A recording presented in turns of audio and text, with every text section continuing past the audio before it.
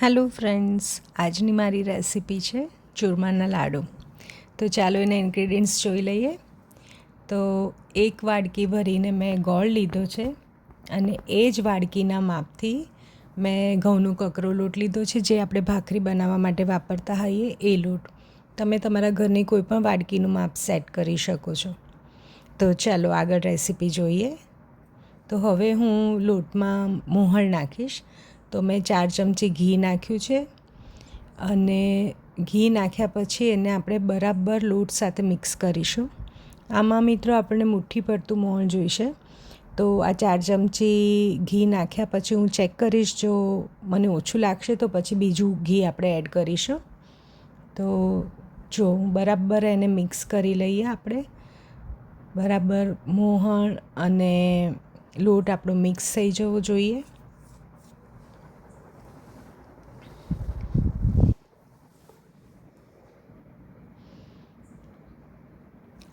મુઠ્ઠી વળતી નથી એટલે મોહણ હજી ઓછું છે.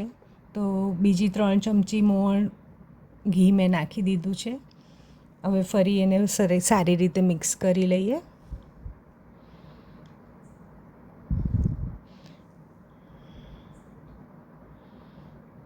તો જુઓ, હવે હું મુઠ્ઠી વાળું છું તો લોટ એનો શેપ હોલ્ડ કરે છે, એટલે મોહણ હવે આપણું બરાબર આવી ગયું છે. તો હવે પાણીની મદદથી હું લોટ બાંધી લઈશ. આ લોટ આપણે એકદમ કઠણ બાંધવાનો છે. અને મિત્રો, ઘણા લોકો ઠાકોરજીને ધરાવતા હોય તો એ લોકો લોટ દૂધથી બાંધે અથવા કેળના પાણીથી બાંધે. આજે મેં પાણીથી જ બાંધ્યો છે, સાદા પાણીથી. પણ જો તમારા ઘરે એવું કંઈ માનતા હો તો તમે પાણીની જગ્યાએ દૂધનો કે કેળના પાણીનો પણ યુઝ કરી શકો. તો ફ્રેન્ડ્સ, આપણે એકસામટું બહુ પાણી નથી રેડવાનું, ધીમે ધીમે પાણી રેડવાનું છે, એટલે આપણો લોટ ઢીલો ના થઈ જાય. એ વાતનું ખાસ ધ્યાન રાખવાનું છે. એટલે એક બે ચમચી પાણી રેડતા જવાનું છે.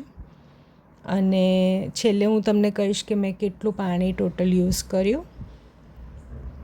તો જો આવી રીતે ધીરે ધીરે આપણે પાણી છાંટતા જઈશું અને લોટ બાંધતા જઈશું.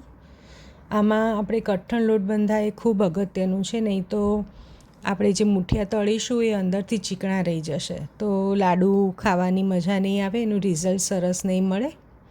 તો જો હવે લોટ લગભગ બંધાઈ ગયો છે અને એના માટે મેં લગભગ અડધી વાડકી જેટલું પાણી લીધું છે. તો હવે ચાલો મુઠિયા વાળી લઈએ. તો આના મુઠિયા વાળવાની પણ એક સ્પેશિયલ રીત હોય છે. આપણે આંગળીની મદદથી અંદર આવો ખાડો કરવાનો હોય છે, જેથી અંદર સુધી મુઠિયા સિજાઈ જાય. તો આવી રીતે બધા જ મુઠિયા મેં વાળી લીધા છે. અને હવે એક બાજુ આપણે ઘી પણ ગરમ કરવા મૂકી દઈએ પેનમાં.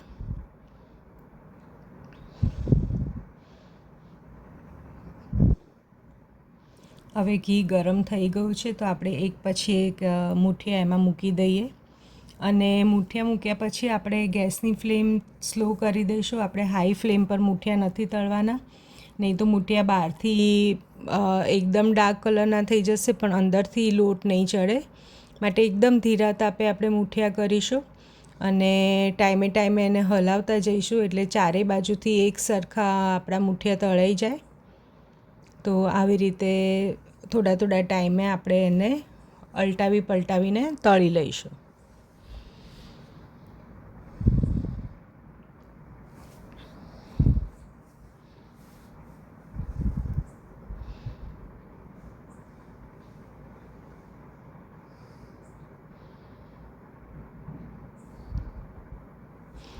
હવે ફ્રેન્ડ્સ, જો મુઠિયા સારી રીતે અને જલ્દી ચડી જાય એટલા માટે થોડીક વાર આવું કવર કરીને પણ આપણે તળવાના, એટલે અંદરથી મુઠિયાનો લોટ સિજાઈ જાય અને જલ્દીથી આપણું પ્રોસેસ જરા ઝડપથી થઈ જાય. તો અને હવે તમે જુઓ, આવી રીતે જ પલટાવતા જવાના છે. અને મુઠિયા તળાવવામાં થોડીક વાર લાગશે, એટલે એને બહુ જ ધીરજથી શાંતિથી આપણે કરવાના. જો ફરી મેં ઢાંકી દીધું હતું. હવે તમને બતાવું કે મુઠિયા આપણા લગભગ તળાઈ ગયા છે. જુઓ, એકદમ એનો કલર જુઓ તમે, કેવો સરસ ગુલાબી કલર થઈ ગયો છે. તો એકદમ તળાઈ ગયા છે મુઠિયા. હવે આપણે કાઢી લઈએ. અને મેં ગેસની ફ્લેમ પણ બંધ કરી દીધી છે. તો મુઠિયા હવે આપણે કાઢી લઈએ એક પછી એક બધા.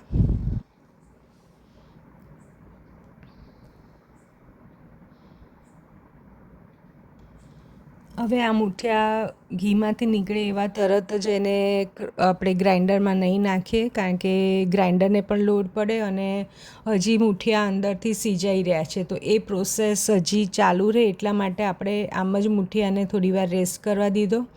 હવે હું થોડીવાર એવા રહેવા દીધા. હવે આ મુઠિયાને હું અડધા ભાગમાં તોડી લઉં છું. તો શું થશે કે અંદરથી ઝડપથી મુઠિયા ઠંડા થઈ જશે. તો 10 મિનિટ આમ જ મુઠિયાને આપણે રહેવા દઈશું.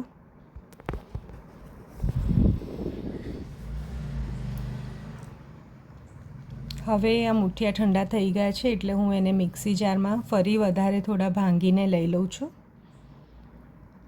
જેટલા આપણે મુઠિયા હાથથી સારા ભાંગી શકીશું એટલું મિક્સરને લોડ ઓછો પડશે. તો તમે પણ જોજો, તમે હાથથી આવા તરત તૂટી જ જશે ઇઝીલી. તો તોડીને મિક્સરમાં નાખીશું આપણે. હવે હું આ બધા મુઠિયાને ગ્રાઇન્ડ કરી લઈશ. તો જુઓ, ગ્રાઇન્ડ કર્યા પછી મને આવો મુઠિયાનો લોટ મળ્યો છે. તો એનાથી આપણે ચાળી લઈએ. જો એમાં કોઈ આખું કણ રહી ગયો હોય, મુઠિયાનો દળાવવામાં બાકી રહી ગયો હોય, તો આ ચાળણીમાં જ આવી જાય ને આપણે એને રિમૂવ કરી શકીએ. પણ જુઓ, મેં મિક્સીમાં કર્યું છે એટલે કશું જેવું નીકળ્યું નથી, એકદમ સરસ રીતે ચડાઈ ગયું. હવે હું એક બાજુ 2 ચમચી ઘી લઈશ સેમ પેનમાં, અને એમાં છીણેલું ડ્રાય કોકોનટ નાખી દીધું છે મેં, અને એને શેકી લીધું. અને હવે એમાં આપણે 1 ચમચી જેટલા તલ નાખીશું, એને પણ શેકી લઈશું. એ પણ ધીમા તાપે જ શેકવાનું છે. તો જુઓ, આ શેકાઈ ગયું. મેં ગેસ બંધ કરી દીધો અને આપણે મુઠિયાના લોટમાં નાખી દીધું છે પાછું એ બધું. અને હવે ફરી મેં અડધી વાડકી ઘી ગરમ કરવા મૂક્યું છે. એમાં 1 વાડકી ગોળ આપણે જે લીધો છે એને આપણે લિક્વિડ કરવાનો છે. મિત્રો, તમારા ઘરમાં જો વધારે ગળપણ ખવાતું હોય, થોડું વધારે ગળ્યું બધાને ભાવતું હોય, તો તમે 1ને બદલે 1.25 વાડકી ગોળ પણ લઈ શકો છો. અને જો ઓછું ગળ્યું ખાતા હો તો આનાથી ઓછું ગળપણ તમે તમારા ટેસ્ટ પ્રમાણે એડજસ્ટ કરી શકો છો. તો હવે એ લિક્વિડ ગોળને મેં ચૂરમાના લોટ સાથે મિક્સ કરી દીધો. એમાં કોકોનટ અને તલ પણ નાખી દીધા છે. હવે થોડીવાર તમે ચમચાના ઉપયોગથી જ આ લોટને હલાવજો, કારણ કે ગોળ બહુ જ ગરમ હોય છે, હાથ દાજી જશે. થોડીવાર રહીને હાથથી સરસ રીતે મિક્સ કરી લઈશું, એટલે લોટ અને ગોળ બરાબર એકબીજા સાથે મિક્સ થઈ જાય.